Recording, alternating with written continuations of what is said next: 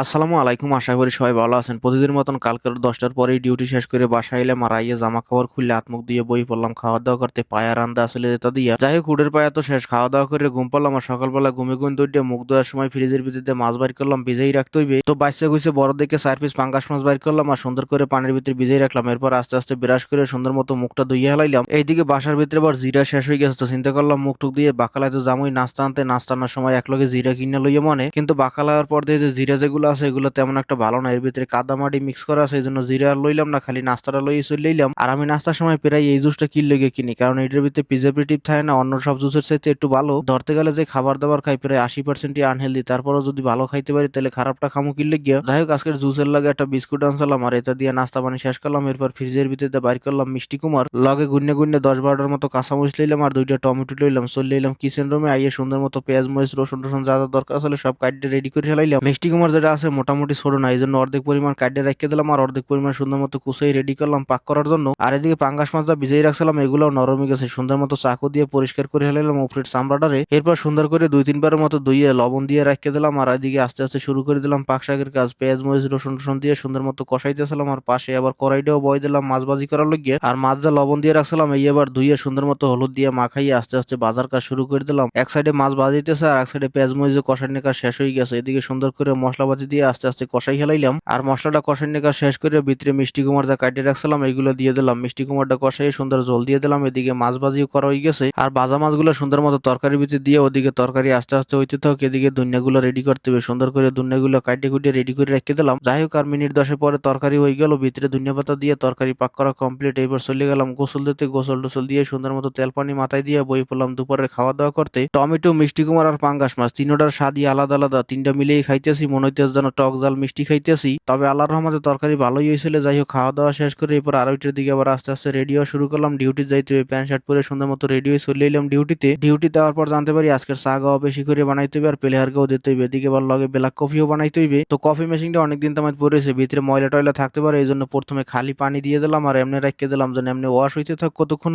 মেশিনটা চালু করে দিয়ে রাখি, এদিকে এলাম যেন আস্তে আস্তে এদিকে ফ্ল্যাক্স ট্যাক্স যা যা ধোয়ার দরকার এগুলো ধুয়ে রেডি করতে হবে। আর ফ্ল্যাক্স ট্যাক্স ধুয়ে রেডি করার পর দিয়ে চা হয়ে গেছে গা, চা তো ফ্ল্যাক্সের ভিতরে ভরে রেডি করে হেলাইলাম। এদিকে গাওয়া হয়ে গেছে গা, গাওয়া ফ্ল্যাক্সের ভিতরে ভরে হেলাইলাম। কিন্তু এদিকে ব্ল্যাক কফির যে মেশিনটা আছে এটা দেখি পানি গরমও করতে আসে না আর পানি বাইরেতেও আসে না, তার মানে কোনো সমস্যা হয়েছে। যাই হোক, এদিকে কফি মেশিনের পিছনে তো বই থাকলে কামাইবে না, প্লেয়ার হওয়ার সময় গেছে, তাড়াতাড়ি করে সব রেডি করে আস্তে আস্তে সব লইয়ে চলে এলাম প্লেয়ার রুমে। আর কলা টলা সুন্দর মতো সাজাই রেখে 2 ফ্লাক্স চা দিয়ে দিলাম, যেহেতু কফি বানাইতে পারলাম না। আর সবকিছু গুছগাছ করে রেখে চলে এলাম। আওয়ার সময় লয় করে একটা কলাও লইছিলাম নিজের লগে, এদিকে একজন আবার 2টা বিস্কুট দিয়েছে খাওয়ার লগে। এইগুলো দিয়ে মাগরিবের পরে নাস্তার কামটা সারলাম। এরপর আটতে আটতে চলে এলাম মাঠের দিকে প্র্যাকটিস দেওয়ার জন্য। অফিসের সবাই এই জায়গায় বই রয়েছে, আমি একলা ওই জায়গায় বই আর কি করতাম।